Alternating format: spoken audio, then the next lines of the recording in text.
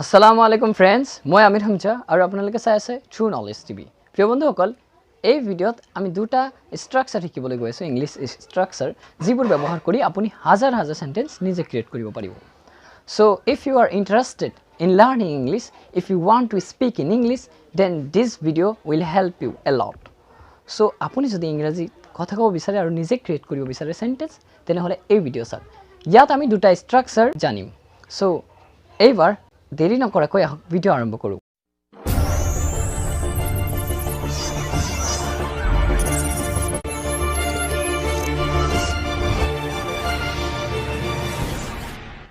Welcome back to my YouTube channel True Knowledge TV. প্ৰিয় বন্ধুসকল, আমি যেটো ষ্ট্ৰাকচাৰ শিকিবলৈ গৈ আছো হেইটোৰ প্ৰথম ষ্ট্ৰাকচাৰটো হৈছে I am a student.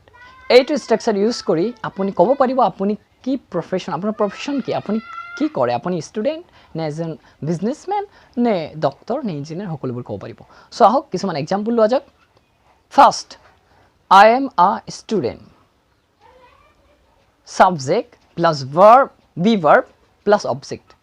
তাৰপিছত আপুনি আৰু বাক্য বনাব পাৰিব। I am a teacher. I am a doctor. আপুনি আৰু ক'ব পাৰে You are an engineer. You are a singer. আপুনি বেলেগ কিবা ক'ব পাৰে। ইয়াৰ দ্বাৰা আপুনি এইটো ষ্ট্ৰাকচাৰ ইউজ কৰি আপোনাৰ প্ৰফেশন ক'ব পাৰিব। সো আশা কৰিছো আপোনালোকে এইটোৰ দ্বাৰা আৰু নতুন নতুন বাক্য বনাব। আপুনি কি কৰে হেইটো আপুনি ক'লে হ'ল। I am a teacher, I am an engineer, I am a doctor, I am a farmer. Everything you can say by using this structure. এবাৰ সেকেন্ড ষ্ট্ৰাকচাৰ যেটো আমি শিকিবলৈ গৈছো এইটো দ্বাৰা আপুনি ক'ব পাৰিব যে আপোনাৰ বৰ্তমান অৱস্থা কেনেকুৱা, আপুনি কোনটো পৰিস্থিতিত আছে, আপুনি কেনেকুৱা ফিল কৰি আছে। এক্সাম্পল লওয়া হওক। I am tired. I am tired. মোৰ বহুত ভাগৰ লাগিছে, মই ভাগৰু অৱস্থাত আছো। আপুনি আৰু বাক্য বনাব পাৰিব। I am bored. I am bored. মোৰ এটা আমনি লাগিছে, মই বৰ হৈ আছো। আপুনি আৰু বাক্য বনাব পাৰিব। I am so confused. I am confused. মই কনফিউজ হৈ আছো। তো এনেকুৱা ধৰণৰ বাক্য আপুনি বনাব পাৰিব যে আপুনি কোনটো সিচুৱেশনত আছে। আকৌ ক'ব পাৰিব She is sad. তাই দুখী। You are tired. You are happy.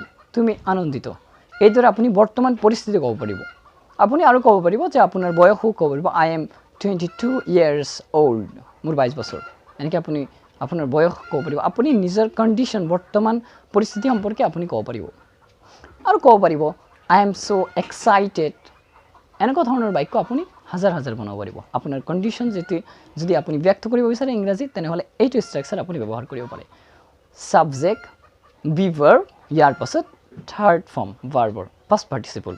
যেনে মই আগত কৈছিলো I am bored.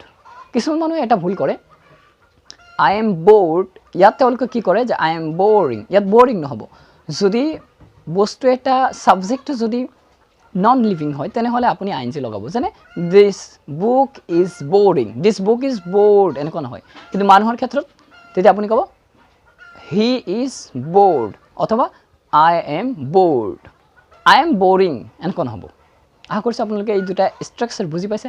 আপুনি এই দুটা ষ্ট্ৰাকচাৰ ইউজ কৰি হাজাৰ হাজাৰ বাক্য বনাব পাৰিব।